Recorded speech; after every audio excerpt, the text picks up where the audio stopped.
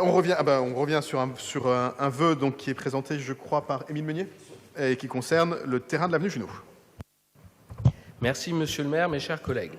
Bon, l'effervescence sur ce dossier étant un peu retombée, je pense que nous pouvons réouvrir les choses de façon apaisée, rationnelle, et c'est ce que je vais m'efforcer de faire. Donc, de quoi s'agit-il ? On le sait tous, il y avait un terrain Junot qui était occupé depuis plus de 50 ans par une association de pétanque, bon, de manière plus ou moins discutable, qui avait eu l'autorisation plus ou moins tacite, d'ailleurs, depuis toutes ces années, par différentes autorités politiques. Bon, néanmoins, il fallait reprendre la main. Ça avait une vertu, c'était que ça animait une vie de quartier. C'était fermé aussi, il fallait réouvrir ça pour le quartier, et là, deux options s'offraient à nous.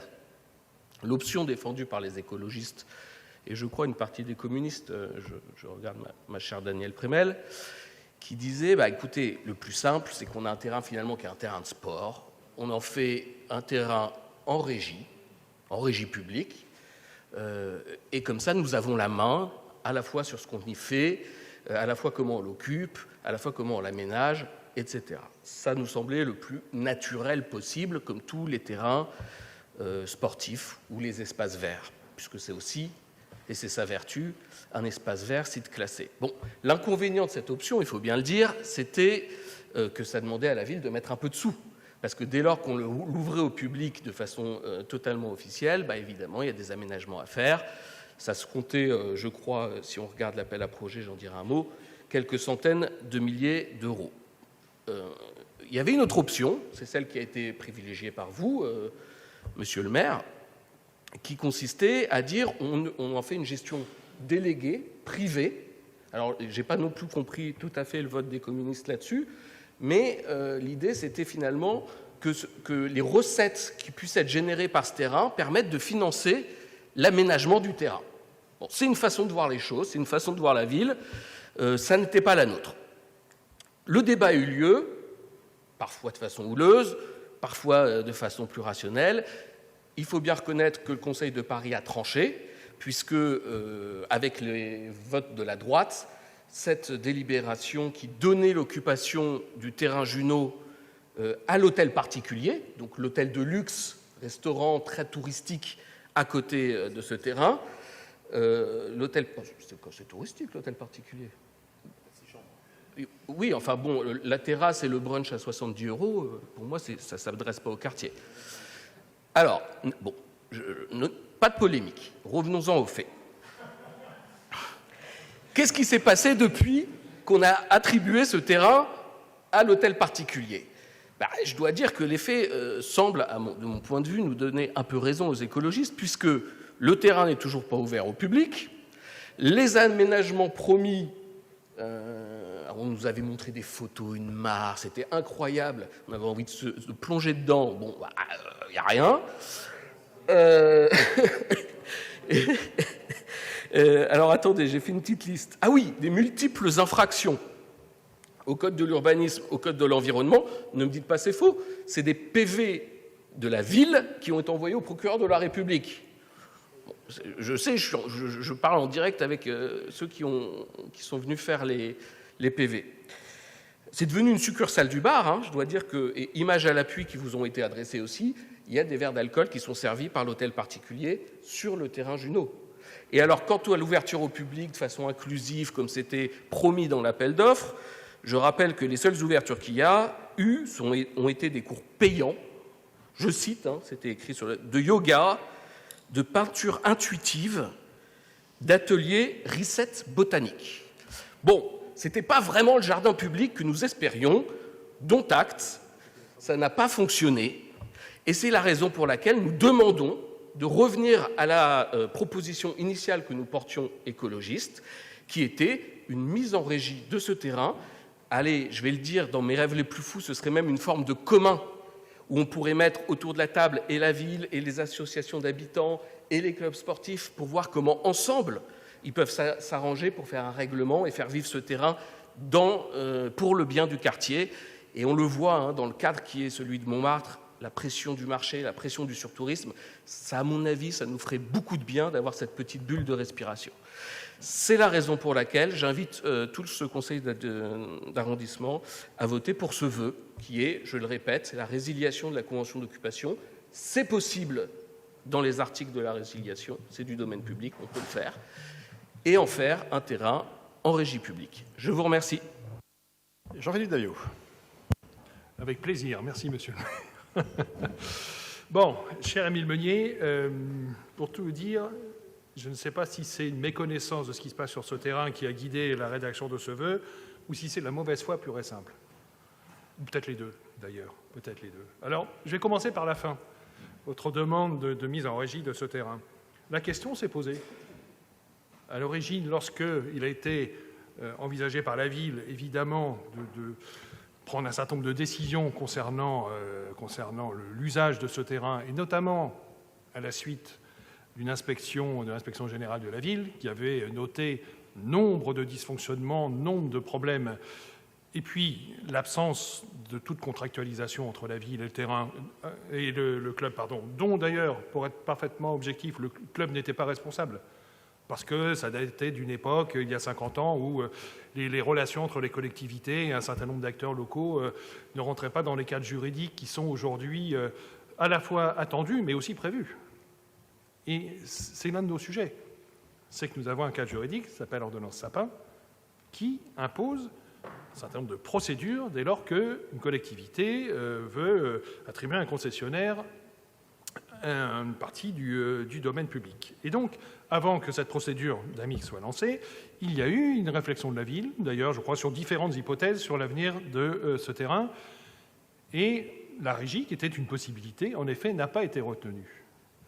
Donc, ce qui n'a pas été retenu à l'époque, ce n'est pas pour le retenir aujourd'hui, parce que les raisons qui ont conduit à ne pas retenir cette hypothèse n'ont pas changé. Et quelles étaient-elles? Vous en avez évoqué une d'ailleurs, qui était effectivement une raison financière, notamment, mais pas la seule.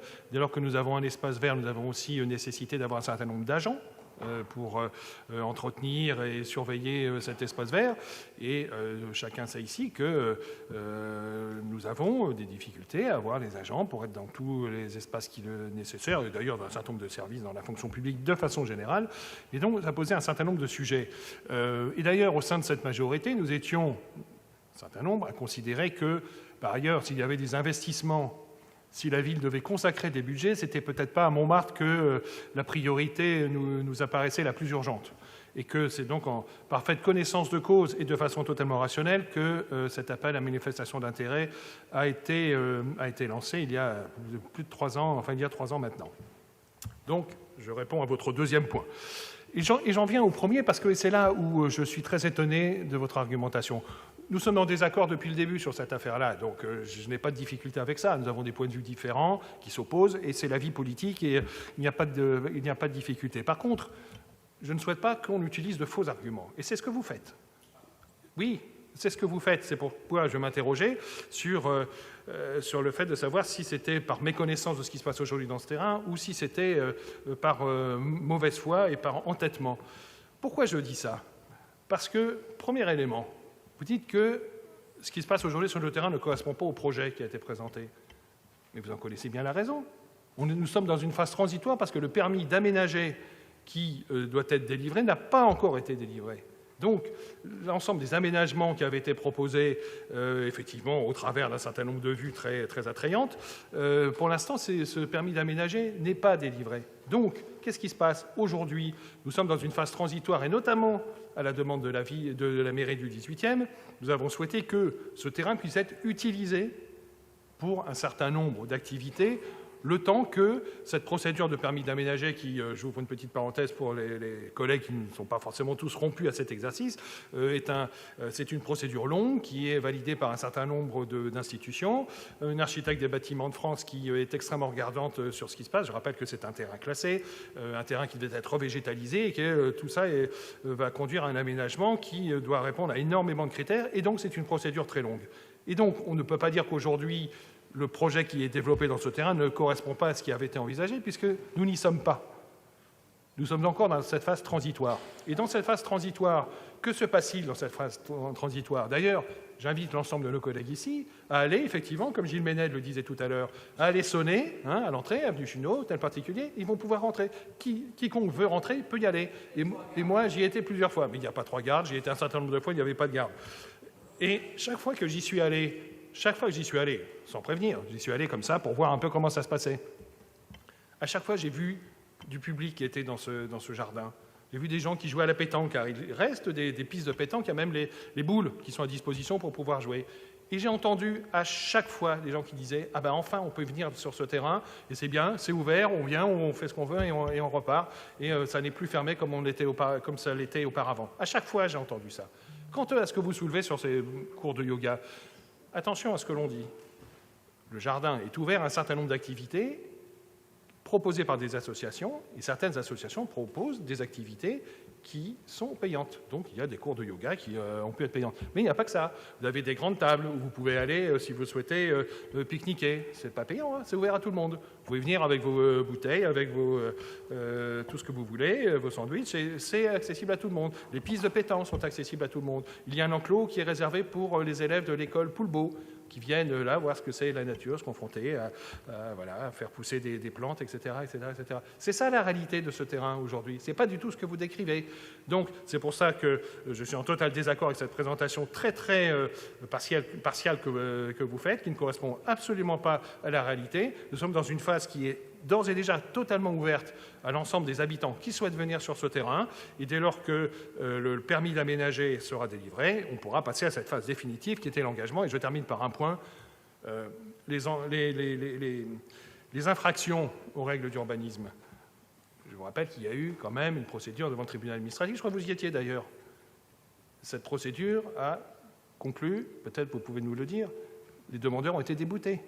Parce que le tribunal administratif a conclu qu'il n'y avait pas d'aménagement du terrain. Il y a eu 3 bouts de bois qui ont été mis pour délimiter une extrémité de terrain de boule, 3 piquets et un grillage pour délimiter l'emplacement où les élèves de l'école Poulbeau peuvent aller voir la végétation, faire pousser un certain nombre de fleurs, de légumes, etc. C'est ça qui a été fait, ce n'est pas des aménagements. Ne travestissons pas la réalité au prétexte qu'on est opposé à un projet qui a été adopté maintes et maintes fois en Conseil de Paris et dont une quantité de vœux pour revenir sur ce projet ont été battus systématiquement. C'est ça la réalité. Aujourd'hui, ce qui est proposé, et je termine parce que je suis long, mais ce qui est proposé aux habitants de ce quartier correspond à une attente et correspond en tout point à ce que nous attendions en termes d'ouverture au public et de réappropriation de ce terrain. Merci. Je crois que ce n'est pas un sujet sur lequel on arrivera à se mettre d'accord de tout de suite. Gérald Briand, vous voulez faire une explication de vote? Oui, une explication. Puis comme j'ai noté la grande souffrance d'Émile Meunier sur la position des communistes, je vais mettre les points sur les i. Juste pour dire, c'est pas parce qu'on dit régie que tout d'un coup on va les communistes on fait ah ouais allons-y régie. Non, ça marche pas comme ça. Ça marche pas comme ça. Vous voyez, nous, ce qui nous intéresse, c'est l'intérêt des gens. Voilà, l'intérêt des gens, et notamment de faire en sorte que, quand on a des moyens financiers, on les mette où il y a le plus besoin et où il y a le plus besoin en urgence. Et en l'occurrence, quand on regarde une petite vue aérienne, notamment de la butte, je ne sais pas si vous avez déjà regardé, vous avez regardé un petit peu tous les espaces verts. C'est pas le terrain qui est le plus pauvre en termes d'espace vers ce terrain-là de la butte Montmartre. C'est plutôt un endroit qui est très privilégié. Donc qui est très privilégié pour des raisons diverses et variées, mais en l'occurrence, les gens qui sont sur la butte Montmartre sont assez contents et sont plutôt fiers d'y habiter, ils sont plutôt contents d'être résidents parce qu'il y a une qualité de vie qui est très importante. Donc, comprenez aisément que nous, quand on considère en termes de priorité sur les espaces verts où on va essayer de mettre les postes de jardiniers, par exemple, parce qu'on a un problème aujourd'hui pour trouver des jardiniers, donc ce n'est pas en priorité sur le 17 avenue Junot qu'on va se positionner. Donc c'est assez simple, c'est-à-dire que...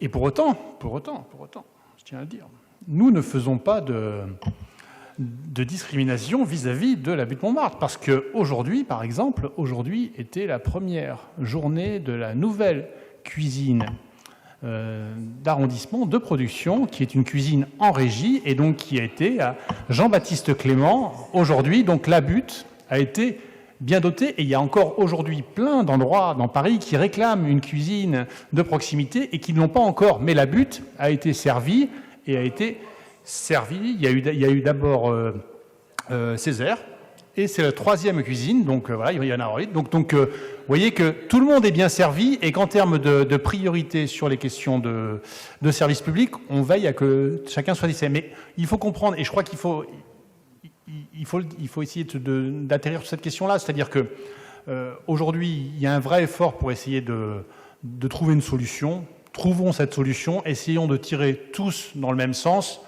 Voilà, je crois qu'on peut y arriver, donc voilà, faisons-nous un petit peu confiance sur la volonté d'aboutir et de faire en sorte que les boulistes, à la fin, puissent continuer à jouer. On va y arriver, et moi je suis assez confiant sur ce sujet.